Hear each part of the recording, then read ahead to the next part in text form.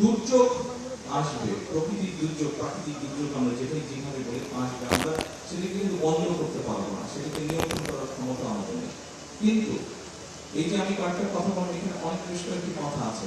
অর্থাৎ আজকে কেন এই জায়গাটা যেখানে পানি ছিল এখানে মাটি ভরতে হলো, এখানে অফিসার হচ্ছে, স্কুল কলেজ হচ্ছে, হাসপাতাল হচ্ছে, বাসস্থান তৈরি হচ্ছে, অর্থাৎ আমাদের জনসংখ্যা বাড়ছে, আমাদের জনসংখ্যা বাড়ছে। এই জনসংখ্যা একদিকে যেমন বাড়ছে, তাদের বাসস্থানের প্রয়োজন। আরেকটা জিনিস খেয়াল করে দেখবেন খুবই জরুরি, সেটি হচ্ছে বাসস্থান তৈরির সাথে সাথে মানুষের স্কুল কলেজ সবকিছু তৈরি হওয়ার সাথে সাথে কিন্তু ফসলি জমির পরিমাণ কমছে।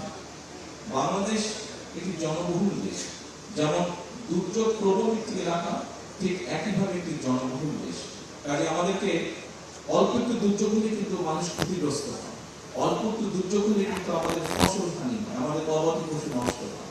সেই জন্য আজকের এই অনুষ্ঠানটির মূল যে লক্ষ্য বা বিষয়টি সেটি হচ্ছে আমার ধারণা দুটি।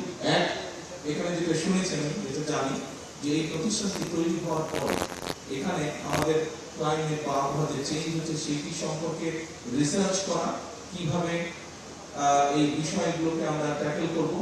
অ্যাট দ্য সেম টাইম সেটি ভূমিকম্প হোক, সেটি অন্য জলোচ্ছ্বাস হোক, যেটি হোক, সেখান থেকে আমরা কিভাবে আমাদের সম্পদ এবং মানুষকে আমরা রক্ষা করবো। যারা কাজ করবে এই কাজে তাদেরকে ট্রেনিং দেওয়া হবে, তাই তো তাদেরকে ট্রেনিং দেওয়া হবে।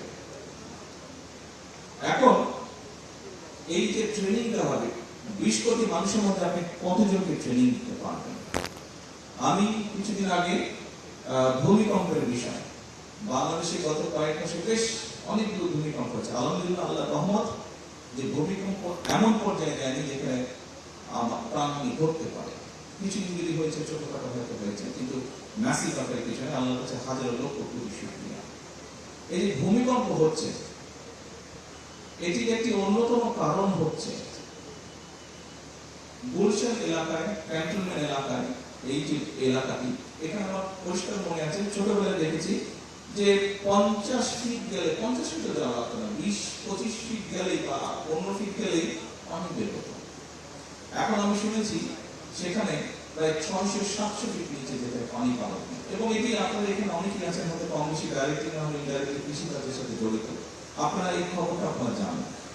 20 কোটি লোকের ফসল উৎপাদনের জন্য আমাদের কৃষকরা সারা বাংলাদেশে তারা যে গভীর নলকূপের মাধ্যমে পানি টেনে তুলছে, তার ফলে যেটি হচ্ছে নিচে থেকে আস্তে আস্তে শূন্য হয়ে যাচ্ছে। খুব স্বাভাবিক, নিচটা যখন শূন্য হবে উপর থেকে সেটি ধসে পড়বে, তাই নাকি? এটি তো স্বাভাবিক ব্যাপার, এটি স্বাভাবিক ব্যাপার।